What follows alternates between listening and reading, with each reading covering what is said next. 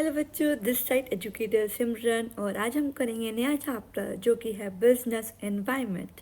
Let's start. तो जैसे कि हमने देखा कि बिजनेस एनवायरनमेंट में दो वर्ड्स है, बिजनेस और इन्वायरमेंट। तो हम एक एक करके पहले बिजनेस और इन्वायरमेंट का मतलब जान लेते हैं, फिर उन दोनों का। ठीक है, तो पहले स्टार्ट विद करते हैं बिजनेस। मीनिंग ऑफ बिजनेस, कि बिजनेस क्या होता है। तो business is an economic activity. Economic activity is a task of adjusting the resources to ends, targets. तो क्या होता है, जो बिजनेस होता है एक इकोनॉमिक एक्टिविटी होती है जिसका क्या होता रहता है, एक टारगेट सेट कर लेते हैं, उसको अचीव रहता है, एडजस्ट करना होता है रिसोर्सेज को उसके अकॉर्डिंग। जो हमारे टारगेट्स हैं उसके अकॉर्डिंग हमें रिसोर्सेज को एडजस्ट करना होता है। और एक तरीके से इकोनॉमिक एक्टिविटी होती है। इकोनॉमिक एक्टिविटी इट मीन्स जहाँ पे गुड्स एंड सर्विसेज सेल या फिर परचेज और होते हैं, उसे कहते हैं इकोनॉमिक एक्टिविटी। और जहाँ का पर्पस रहता है टू अर्न करे मनी, है ना, उसे कहते हैं इकोनॉमिक एक्टिविटी। बेसिकली देखा जाए जो एक्टिविटीज रहती है वो टू टाइप्स की होती है, एक होती है इकोनॉमिक एक्टिविटी और एक होती है नॉन इकोनॉमिक एक्टिविटी। तो टाइप ऑफ एक्टिविटीज़ जैसे मैंने आपको पहले ही बताया कि दो तरीके की होती है, एक होती है इकोनॉमिक एक्टिविटीज़ और एक होती है नॉन इकोनॉमिक एक्टिविटीज़।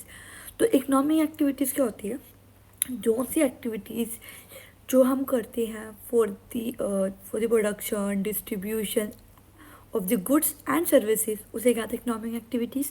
जिसका मेन पर्पज़ क्या होता है, to earn money, to earn profit, that is economic activities. On the other hand देखा जाए नॉन इकोनॉमिक एक्टिविटीज़, वो which are related to the social motive like that, not a profit motive, not a for earn money, उसे कहते हैं non economic activities. Like charity हो गया, okay, और like one thing और एनजीओ हो गया, नॉट प्रॉफिट ऑर्गेनाइजेशन। आपने पढ़ा होगा क्लास 12th में या 11th में, एनजीओ जो कि नॉन इकोनॉमिक एक्टिविटीज़ कहलाती है। तो एक एक करके रीड कर लेते अच्छे से क्लियर हो जाएगा। Economic activities are related to those activities which facilitate the production distribution and exchange of goods and services. Non economic activities are related to the human sentiments or emotions like a regions, patriotism, charity, etc. These are the types of activities. अब देखेंगे कि meaning क्या होता है environment का। Basically we know that कि environment क्या होता है, आई होप सो। इन्वायरमेंट जो हमारे सराउंडिंग रहता है, जहाँ पे लोग इंसान लोग जो होते हैं ह्यूमन लाइक अस, जो जी रहे हैं और एनिमल्स जी रहे हैं और प्लांट्स रहते हैं, और उस चीज़ को ये जो पूरे हैं सराउंडिंग, उसे कहते हैं हम इन्वायरमेंट। तो एक बार डेफिनेशन पढ़ लेते हैं, मतलब meaning. The term environment refers to the surrounding और a condition in which a person और एनिमल्स और प्लांट्स लिव्स और operates. It can also refers to the setting और conditions in which a particular activities carry out. एक situation कह सकते हैं या फिर एक एक्टिविटी कह सकते हैं जहाँ पे एक कंडीशन और सेटिंग कंडक्ट होती है और जहाँ पे हम जैसे लोग रहते हैं, उसे कहते हैं इन्वायरमेंट। आई होप आपको समझ आ गया होगा बिजनेस का मतलब क्या होता है और इन्वायरमेंट का। अब इन दोनों का मतलब जान लेते हैं। जो हमारा चैप्टर का नेम है वो है बिजनेस इन्वायरमेंट, तो उनका एक मीनिंग जान लेते हैं कि वो क्या होता है। तो मीनिंग क्या है बिजनेस इन्वायरमेंट की, तो it is a sum total of all the individuals, institutions and other factors that are outside the control of a business enterprise that may affect the business activities. It means जो भी surrounding है, जो भी business के outsiders हैं, जो हमारे business को अफेक्ट कर रहा है, जैसे कि हो गए इंस्टीट्यूशंस, इंडिविजुअल्स या कोई भी अदर फैक्टर्स हो गए जो हमारे आउटसाइड और जो हमारे कंट्रोल के आउटसाइड है, मतलब कंट्रोल के बाहर है, उसे कहते हैं हम बिजनेस एनवायरनमेंट। ओके, अब एक एग्जांपल्स ले लेते हैं जिससे आपको और अच्छे से क्लियर हो जाए कि बिजनेस एनवायरनमेंट क्या होता है।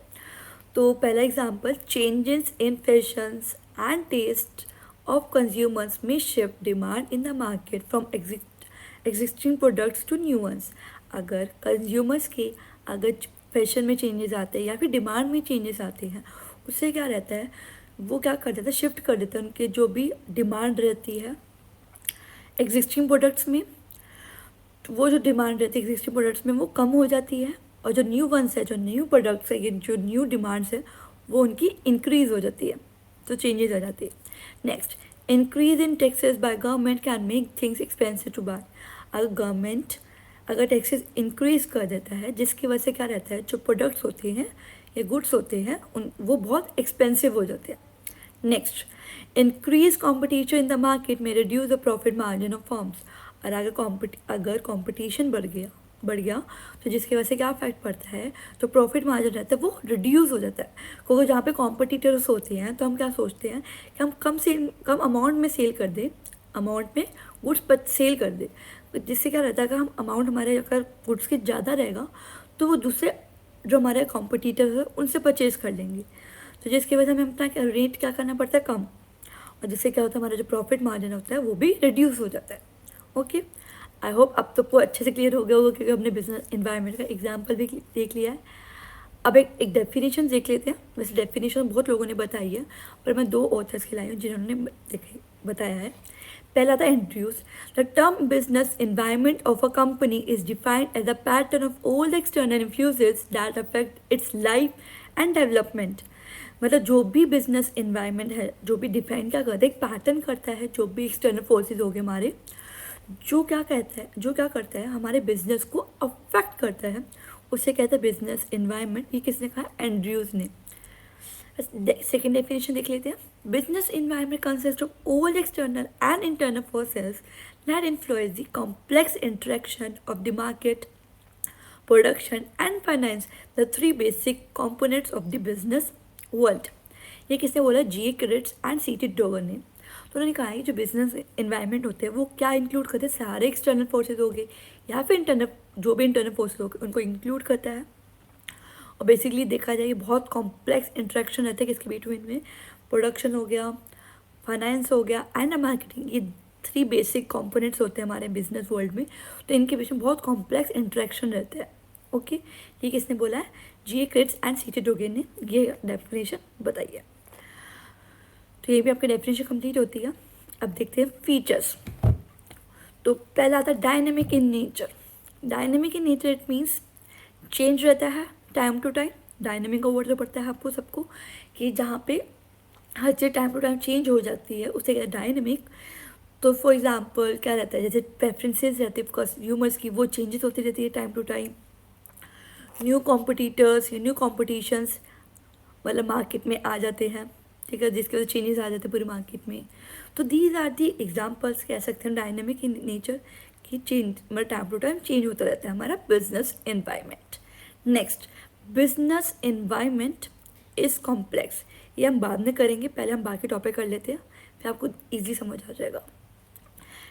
थर्ड देख लेते हैं, are totality of external forces. मतलब टोटलिटी ऑफ इट मीन्स जो भी बिजनेस इन्वायरमेंट है उसके जो बिजनेस है, सॉरी, जो बिजनेस है उसके जो आउटसाइडर फोर्सेस हैं उसे कहते हैं एक्सटर्नल फोर्सेस। और वो जो फोर्सेस, उन फोर्सेस को अगर हम ऐड कर दें तो हमारा क्या बन जाता है, बिजनेस इन्वायरमेंट। फॉर एग्जांपल जिससे बहुत अफेक्ट रहता है हमारे बिजनेस को, तो फॉर एग्जांपल जैसे कि पेप्सी और कोका कोला को मार्केट में आना था, तो उनको परमिशन मिल गई बिजनेस स्टार्ट करने के लिए इन इंडिया। तो जिससे क्या रहा, उनके लिए तो अपॉर्चुनिटीज़ मिल गई, बट जो पहले वहाँ पर लोकल मैन्युफैक्चरर्स थे, लाइक गोड स्पोर्ट हो गया, क्या कहते हैं, कोका कोला नहीं, कोका समथिंग लाइक दैट था, जैसे गोल्ड स्पोर्ट हो गया लाइक दैट। तो तो गोल्ड स्पोर्ट रह गया, तो उनके लिए क्या क्या रहा, उनके लिए नुकसान हो गया। इट मीन्स अगर एक के लिए प्रॉफिट हो रहा है, जैसे कोका कोला पेप्सी के लिए अगर वो आ रहे हैं, उनके लिए बेनिफिट है, उनके लिए अपॉर्चुनिटीज़ है, पर दूसरे के लिए नुकसान है। क्या, जैसे कि हमने गोल्ड स्पोर्ट बताया, क्योंकि उनकी जो प्रोडक्शन होगी, उनकी जो सेल्स होगी वो डिक्रीज हो गई। Next, specific and general forces. Specific forces क्या होती है, जोन से फोर्सेस जो डायरेक्टली अफेक्ट करते हैं हमारे बिजनेस को, उसे कहते हैं स्पेसिफिक फोर्सेस। लाइक हो गए कंज्यूमर्स हो गया, कॉम्पिटिटर्स हो गए, सप्लायर्स हो गया, फाइनेंसिंग हो गया। These are included in specific forces जो हमारे बिजनेस को डायरेक्टली अफेक्ट करता है। On the other hand general forces क्या रहते हैं, जोन सी फोर्स जो इनडायरेक्टली हमारे बिजनेस को अफेक्ट करे उसे कहते हैं हम जनरल फोर्सेस। लाइक हो गया सोशल कंडीशन हो गया, लीगल और लीगल हो गया, फाइनेंसिंग हो गया, दीज आर इंक्लूडिंग पॉलिटिकल हो गया, तो these are including in general forces. Next, interrelatedness. Interrelatedness मतलब क्या होता है, जो भी हमारे फोर्सेस है वो इंटर रिलेटेड है, एक दूसरे पे इंटर रिलेटेड है। ओके, फॉर एग्जांपल इसमें क्या रहता है, जैसे अगर वन बिजनेस एनवायरनमेंट जो है इम्पैक्ट करेगा on the functioning of other components, मतलब इंटर रिलेटेड हो गया ना, क्योंकि तभी एक चीज़ दूसरे पे अफेक्ट कर रही है, इसलिए इंटर रिलेटेड है। Next, relativity. रिलेटिविटी मतलब कि हर जगह का जो बिजनेस इन्वायरमेंट है अलग रहता है, जैसे कि region to region, place to place, state to state, तो अलग रहता है। अब लास्ट में देखते हैं, business environment is complex. Complex इसलिए कहा गया क्योंकि ये डायनेमिक होता है, टाइम टू टाइम चेंज होता है, डायनेमिक को कैसे चेंज होता है, और इंटर रिलेटेड है, जिसकी वजह से जो बिजनेस इन्वायरमेंट रहता है बहुत कॉम्प्लेक्स रहता है। इसलिए मैंने कहा था अगर आप पहले सारे टॉपिक कर लोगे तो आपको ईजी रहेगा लास्ट में इसको क्लियरली समझने में।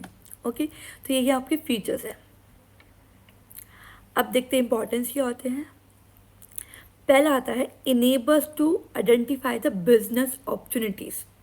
बिजनेस इन्वायरमेंट जो रहता है ये खाली हमारे नेगेटिव नहीं रहता, हमारे लिए पॉजिटिव भी रहता है, जिससे हमें अगर हम अच्छे से अंडरस्टैंड कर ले, और जैसे क्या रहता है अंडरस्टैंड हो जाएगा ना अच्छे से, तो हमें पता चल जाता है हमारे लिए क्या अपॉर्चुनिटीज़ है और कैसे अपनी प्रॉब्लम्स को हम सॉल्व कर सकते हैं थ्रू बिजनेस एनवायरनमेंट के through. Okay, second, helping in tapping useful resources.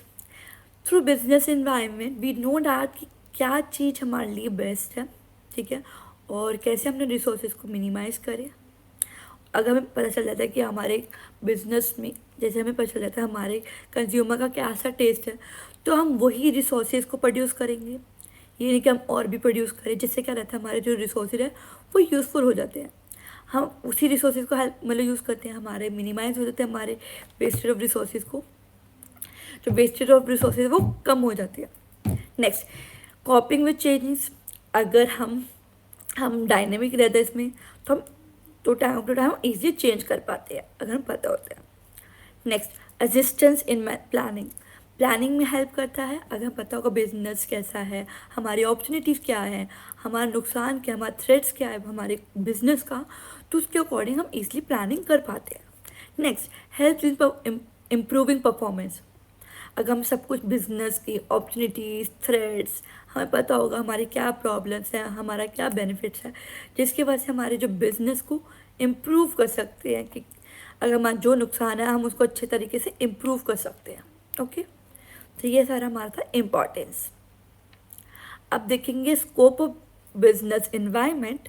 Scope नहीं, sorry, types of business environment या फिर कंपोनेंट्स कह लो, वो टू कंपोनेंट्स होते हैं, माइक्रो इकोनॉमिक्स, माइक्रो इन्वायरमेंट और मैक्रो। ऑपरेटर के अकॉर्डिंग हमें एक फ्यूचर स्ट्रेटजीज बनानी चाहिए, और हमें पता होना चाहिए कि कॉम्पिटिटर्स का क्या प्लानिंग है, क्या उसका एरिया प्राइसिंग है, प्रोडक्शन है, ताकि हम हमारा जो हमारे बिजनेस को अफेक्ट ना कर पाए। देखो रीड कर लेते कॉम्पिटिटर्स क्या होता है। अ कंपनी और business enterprise decide its future strategies as per the competitive environment. एक कॉम्पिटिटिव इन्वायरमेंट के अकॉर्डिंग एक फ्यूचर स्ट्रैटेजीज बनानी चाहिए पहले of the business to overcome its threats, मतलब उसका जो उनका जो नुकसान है उससे ओवरकम होने के लिए। The organisation should know about the competitors planning, उनकी प्लानिंग पता होनी चाहिए in the area of production, pricing, customer services, advertising, packaging etcetera. तो अगर हमें ये चीज़ पता होगी तो हम अपने ये जो हमारा जो थ्रेड है हमें उसको ओवरकम कर सकते हैं ईजिली। ये हमारा कॉम्पिटिटर है। नेक्स्ट देखते हैं कस्टमर्स। कस्टमर तो बहुत ही ज़्यादा देखा जाए प्राइम फैक्टर है in a business environment. Customer feedback is essential to keep and maintain our regular customers and to attract new customer। तो कस्टमर तो बहुत मतलब मेन फैक्टर कह सकते हैं, मेन इंपॉर्टेंट फैक्टर है हमारे बिजनेस के लिए। अगर कस्टमर ही नहीं होंगे हमारे पास तो हमारा जो क्या ही बिजनेस रहेगा, बिजनेस ठप हो जाएगा, क्योंकि जो कस्टमर ही नहीं आएंगे हमारे सर्विस, हमारे गुड्स परचेज नहीं होंगे, हमारा प्रॉफिट अर्न नहीं होगा, तो हमारा कैसे काम चलेगा? तो तब बिजनेस, तो हमारा क्या रहता है कि अगर कस्टमर के लिए हमें ना कस्टमर के फीडबैक लेना चाहिए, जिससे क्या रहता है हम ना अपने बिजनेस को मेंटेन कर सकते हैं, ठीक है। और जिसकी वजह से हम क्या कर सकते हैं, कस्टमर्स को अट्रैक्ट कर सकते हैं, इवन न्यू कस्टमर्स को भी। और जो हमारे ओल्ड कस्टमर हैं उनको अपने पास ही रख सकते हैं, मतलब कि एक तरफ से मेंटेन कर सकते हैं रेगुलर कस्टमर। ओके, अगर अगर हमें कस्टमर का फीडबैक पता चल जाए, अगर हमें पता चल जाए कि वो उनकी क्या प्रेफरेंस है, क्या टेस्ट है, एक्सेट्रा लाइक दैट, तो हम ईजिली अपने कस्टमर को अपनी तरफ अट्रैक्ट, अपने बिजनेस की तरफ अट्रैक्ट कर सकते हैं। Next, marketing intermediaries. तो marketing intermediate including services of transport, warehouse, advertising, market service agencies, advertising agencies and other financial intermediates etcetera. ये जो चीज़ें होगी हमारी, ये हेल्प करता है किसमें, to the organization for the smooth selling and distribution of goods and services to customers must have, or this business organization must have the effective coordination among these market intermediaries for profit maximization and intensive sales. हमने भी पहले देखा suppliers क्या होता है, जो goods को supply करता है टू दी कंपनी को सप्लाई करता है। अब आता है मार्केट इंटरमीडिएट्स, जो हमारे जो गुड्स एंड सर्विसेज है, जो हमारे गुड्स है सॉरी, वो सप्लाई करता है किसको, कंज्यूमर्स को। तो इसकी जो मार्केट इंटरमीडिएट्स में कौन कौन आ गए, जैसे कि हमारा अगर warehouses, transport, market service agencies, advertising agencies, ये इंक्लूड हो गए, जो हमारे बिजनेस को हेल्प करता है ताकि हम स्मूथ सेलिंग एंड डिस्ट्रीब्यूशन कर सके हमारे गुड्स को एंड सर्विसेज को, कहाँ, टू कस्टमर्स लेकर। ओके, और जिसके लिए हमारा एक अच्छा कोऑर्डिनेशन रहना चाहिए किसके साथ, ये मार्केटिंग इंटरमीडिएट्स के साथ, जिसकी वजह से क्या रहता है, हमारा जो प्रॉफिट होता है, हमारा प्रॉफिट जो है इंक्रीज़ होता है, हमारा इंटेंसिव सेल्स होती है, मतलब बहुत अच्छी सेल्स होने लग जाती है, प्रॉफिट मैक्सिमाइजेशन होने लग जाता है अगर हमारा अच्छा कोऑर्डिनेशन होगा इनके साथ। और वैसे ही किस में हेल्प करता है, smooth selling and distribution goods and services to customer. अब देखेंगे माइक्रो इन्वायरमेंट, जिसमें हम देखेंगे economic environment, social environment, political environment, legal environment, ठीक है। तो start with the economic environment. तो this factor related to the area of production and distribution of wealth that affect the business of the organization. An economic environment of a business depends upon some important factors listed below. So economic environment, economics what it like to be money, related to money या wealth कह सकते हो। जो भी area हमारे production and distribution जो है हमारे वेल्थ में अफेक्ट करता है, हमारे बिजनेस की वेल्थ में अफेक्ट करता है, उसे कहते हैं इकोनॉमिक एनवायरनमेंट, जिसमें क्या आ गया हमारा इंटरेस्ट रेट, इन्फ्लेशन रेट, या फिर हम कह सकते हैं economic planning such as 5 years of planning हो गया, एनुअल बजट हो गया, एक्सेट्रा। तो ये जो चीज़ होगी हमारे इकोनॉमिक इन्वायरमेंट में अफेक्ट हो, मतलब इकोनॉमिक इन्वायरमेंट के एलिमेंट्स हो गए। अब देखते हैं टेक्नोलॉजिकल इन्वायरमेंट। टेक्नोलॉजिकल इन्वायरमेंट क्या होता है, तो टेक्नोलॉजी के बारे से आपको समझ आ रहा होगा, जैसे कि न्यू टेक्निक्स हो गई या फिर साइंटिफिक इम्प्रूवमेंट्स हो गया, इनोवेशंस हो गया, these are included in technological environment. तो देखा जाए टाइम टू टाइम जैसे हमारे चेंजेस आते हैं तो हमारे इनोवेशंस हो जाते हैं, न्यू टेक्निक्स आती है, जिसके थ्रू हमें अपने जो गुड्स होते हैं, डिमांड रहती है गुड्स की, उनकी प्रोडक्शन करनी होती है। तो हमें new techniques time to time हमें पता होना चाहिए। हमें जब क्या कहते हैं गुड्स की प्रोडक्शन करते हैं, उससे पहले पता होना चाहिए कि अब मार्केट में कौन सी टेक्निक्स चल रही है, तो उसके थ्रू हम जो गुड्स की हम प्रोडक्शन करें, ठीक है। देखते हैं एक बार। It consist of scientific improvement and innovation which provide a new ways of producing goods and rendering services, new methods and techniques to operate a business. अपने business को continue करने के लिए, operate करने के लिए हमें new techniques, scientific improvements and innovations करना चाहिए. Next, it is very important for the firm to understand the level of scientific achievement of the particular economy before the introducing its products. हमारे products introduce करने से पहले हमें पता होना चाहिए क्या scientific achievement है हमारे फर्म में. हमारे फर्म को पता होना चाहिए क्या scientific achievement है हमारे, ठीक है. Next, technological compatibility of products also drive the demand for the manufacture products by the company.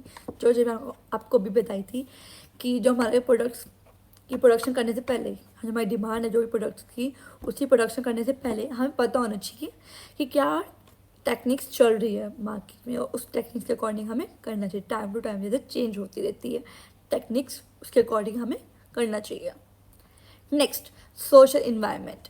Social environment के थ्रू आपको पता चल, social environment is related to the values. Values हो गए, कल्चर हो गया, सोशल ट्रेंड्स हो गए, beliefs, norms, these are included in social environment. तो and actives of the society in which business enterprise operate. जहाँ हमारा जो बिजनेस है, कहाँ जो बिजनेस जो ऑपरेट होता है, हमें पता होना चाहिए कि जहाँ पे हमारा बिजनेस ऑपरेट हो रहा है, जहाँ पे हमारा बिजनेस चल रहा है, वहाँ का जो इन्वायरमेंट है, वहाँ का कैसे कल्चर है, वहाँ के कल्चर क्या है, बिलीव्स क्या है, वैल्यूज़ क्या है, ट्रेंड्स क्या है, उसके अकॉर्डिंग हम अपने बिजनेस में जो प्रोडक्ट्स की प्रोडक्शन करेंगे, उसे गुड्स की प्रोडक्शन करेंगे, ठीक है. नेक्स्ट, इट इंक्लूड्स, इसमें क्या इंक्लूड करते हैं, स्टैंडर्ड ऑफ लिविंग, कि लोगों का स्टैंडर्ड कैसा है, लोगों का टेस्ट कैसा है, प्रेफरेंस क्या है, एजुकेशन लेवल क्या है. अगर हमें ये चीज़ पता होगी तो उसके थ्रू हम अपना बिजनेस ईजिली कंटिन्यू कर सकते हैं, अपना बिजनेस स्टार्ट कर सकते हैं. अगर हमें पता ही नहीं है कि कंज्यूमर का टेस्ट क्या है, कंज्यूमर का टेस्ट कुछ हो रहा है, हम कुछ और प्रोडक्ट्स की किसी और चीज़ की हम गुड्स की प्रोडक्शन कर रहे हैं, तो हमारे गुड्स सेल होंगे नहीं ना. तो हमें पता होना चाहिए कि हमारे कंज्यूमर के कैसा टेस्ट है, क्या उनकी प्रेफरेंस रहेगी. तो उसके थ्रू हम ईज़िली अपने बिजनेस को स्टार्ट कर सकते हैं, हमारे बिजनेस चल सकते हैं. नेक्स्ट, तो इनका एलिमेंट्स क्या रहता है सोशल इन्वायरमेंट का, जैसे गर्ल एजुकेशन हो गया, changes in quality of life, birth rate हो गया, डेथ रेट हो गया, एजुकेशन होगी, पॉपुलेशन होगी, these are includes in social environment.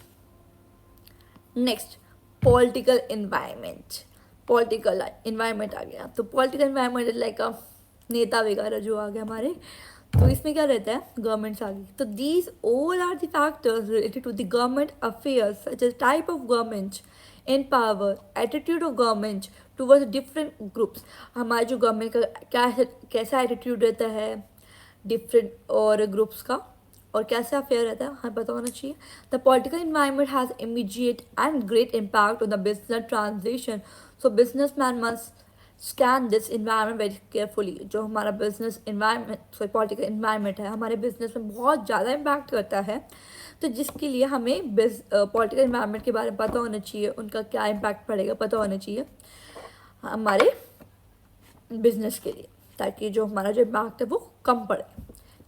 तो इसके एग्जाम्पल्स क्या है हमारे पॉलिटिकल इन्वायरमेंट के, जैसे कि स्वच्छ भारत अभियान था जो स्टार्ट किया था बाय बीजेपी government.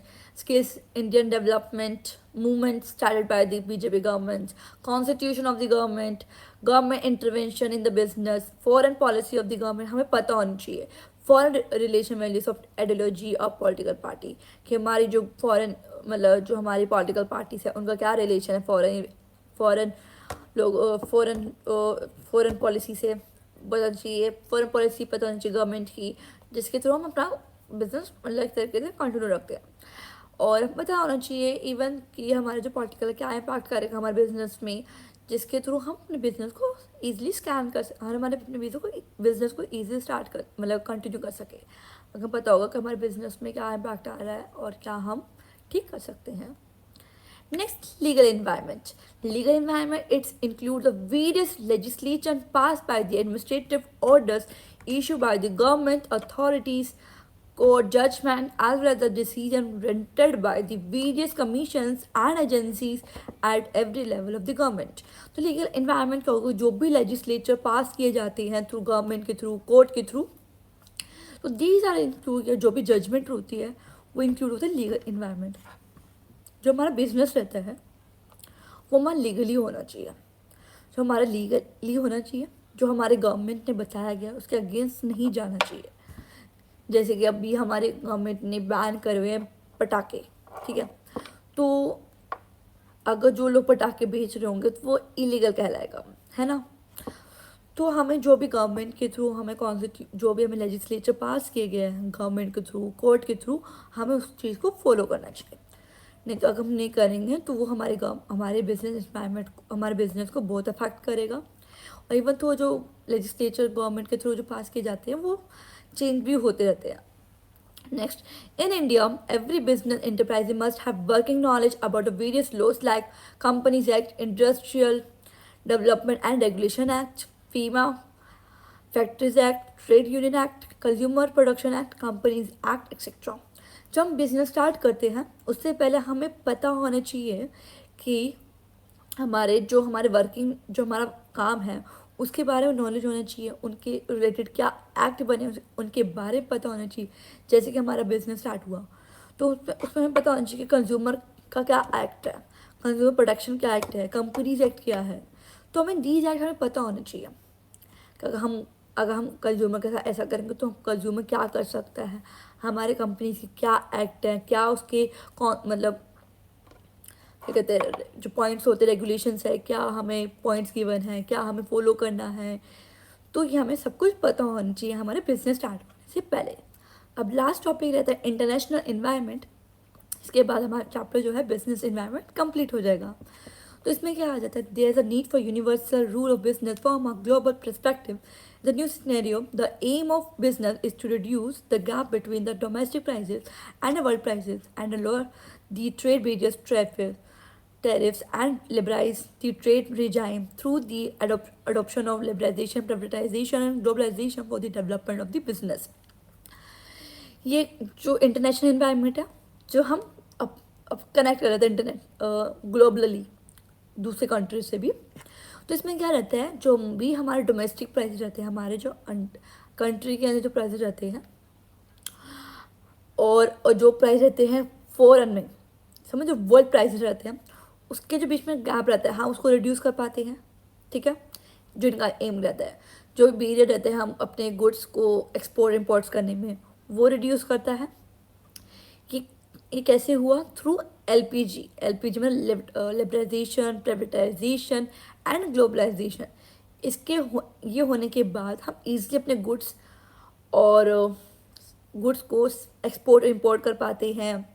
इवन तो हमारे जो भी डोमेस्टिक प्राइसेस रहते हैं और जो वर्ल्ड प्राइसेस रहते हैं उसके जो उनके बीच का जो गैप रहता है उसको हम रिड्यूस कर पाते हैं। तो these should be happen through the international environment. Next, in the pursuance of this broad objective, the world trade organisation जो कि WTO, general agreement on the trade in services GATS, the agreement on trade related aspect of intellectual property rights TRIPS, and the agreement of trade related investment measures TRIPS has brought a universal rules of business। जो हमारे world का business है ये universal कह सकते हैं, उनके लिए कई चीज़ मतलब बहुत चीज़ें बनाई गई है, मतलब कह सकते हैं बहुत सारी चीज़ें हमें मतलब एग्रीमेंट या फिर रूल्स बनाए गए हैं। जैसे कि WTO हो गया, GATS हो गया, ट्रिप्स हो गया। तो these are making for the global universal कह सकते हो ट्रेड के लिए। हमें दूसरे कंट्री के साथ भी हम इजीली ट्रेड कर पाए उसके लिए बनाया गया है। इवन तो इसके थ्रू हम जो भी हमारे बैरियर्स है वो रिड्यूस हो जाता है, हमारे जो गैप रहते हैं वो डोमेस्टिक प्राइसेस के और वर्ल्ड प्राइसेस के वो रिड्यूस हो जाते हैं। यह हमारा इंटरनेशनल इन्वायरमेंट। ये टॉपिक थोड़ा न्यू होगा आपके लिए, तो आई होप आपको समझ आ गया। तो बच्चों यहीं पे आपका बिजनेस इन्वायरमेंट कंप्लीट होता है। If you have any doubt तो अपने कमेंट सेक्शन में प्लीज़ मेरे से पूछ लेना, मैं आपको क्लियर कर दूंगी। और जिन बच्चों ने मेरे चैनल को सब्सक्राइब नहीं करा तो प्लीज़ सब्सक्राइब करो मेरे चैनल को, मेरी वीडियोज़ को लाइक करें एंड शेयर करें। और इस PPT का जो लिंक आपको डिस्क्रिप्शन लिंक में मिल जाएगा। और थैंक यू।